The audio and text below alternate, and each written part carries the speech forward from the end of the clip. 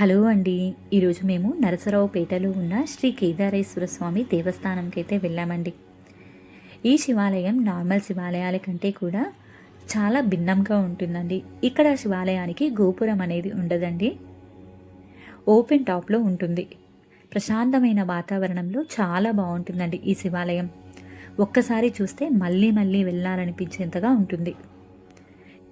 ఈ దేవాలయం అడ్రస్ వచ్చేసి నరసరావుపేటలోని వల్లపు చెరువు ఆపోజిట్ లైన్లో కొంచెం ముందుకు వెళ్తే మీకు అక్కడ కేదారేశ్వర స్వామి ఆలయానికి దారి అని ఉంటుందండి. ఆ లోపలికి వెళ్ళామనుకోండి, మనకి టెంపుల్ అనేది కనిపిస్తుంది. ఈ విధంగా లోపలికి ఎంటర్ అవుతూనే చుట్టూ మొత్తం కూడా చెట్లు ఉంటాయండి, చక్కటి వాతావరణం ఉంటుంది.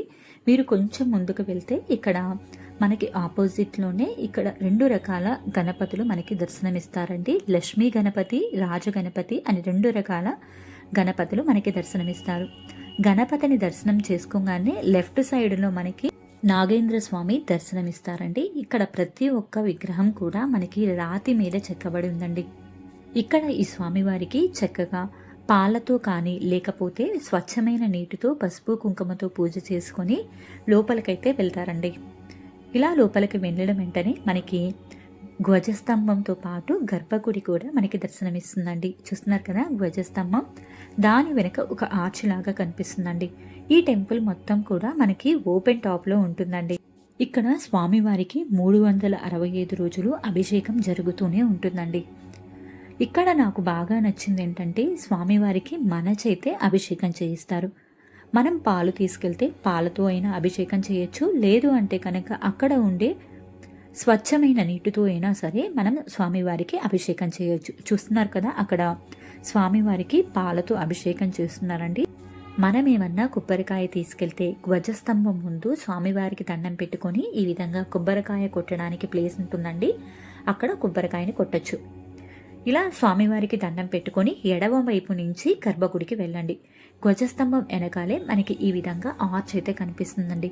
ఒకవైపు అమ్మవారి శక్తిపీఠాలు, మరొక వైపు విష్ణుమూర్తి దశావతారులు చాలా చక్కగా చెక్కారండి. ఇక్కడైతే ఇక్కడ కొంచెం ముందుకు వెళ్తే మీకు ఇక్కడ కాలభైరవుడు దర్శనమిస్తారండి. ఆయన్ని దర్శించుకుంటే చాలు సకల పాపాలు తొలుగుతాయి అని చెప్తూ ఉంటారండి. ఆయన్ని దర్శించుకొని మనం గర్భగుడిలోకి వెళ్ళొచ్చండి. గర్భగుడిలోకి వెళ్ళిన వెంటనే మనం తెచ్చుకున్న పాలతో కానీ లేదంటే స్వచ్ఛమైన నీటితో కానీ స్వామివారికి అభిషేకం చేయొచ్చండి. మీ చేతితో మీరే అభిషేకం చేయొచ్చు. చాలా అంటే చాలా బాగుంటుందండి ఈ దేవాలయం. ఈ గర్భగుడి మొత్తం కూడా చుట్టూ కూడా చక్కటి చెట్లతో, రుద్రాక్షమాలతో చాలా బాగుంటుందండి. ఒక్కసారి ఈ టెంపుల్కి అయితే మీరు విజిట్ చేయండి.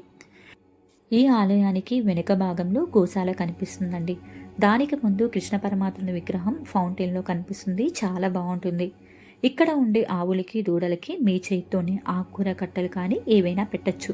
మేమైతే ఇక్కడ గోవులకి దూడలకి చక్కగా ఆకుకూరలు కట్టలు అయితే పెట్టామండి. కొంచెంసేపు ప్రశాంతంగా ఆలయంలో కూర్చొని తిరుగు ప్రయాణం చేశాము. ఇదండి ఈ రోజు వీడియో. మీకు కనుక ఈ వీడియో నచ్చినట్టయితే ప్లీజ్ సబ్స్క్రైబ్ చేసుకోండి. మరొక వీడియోతో మీ ముందుకు వస్తానండి. అప్పటి వరకు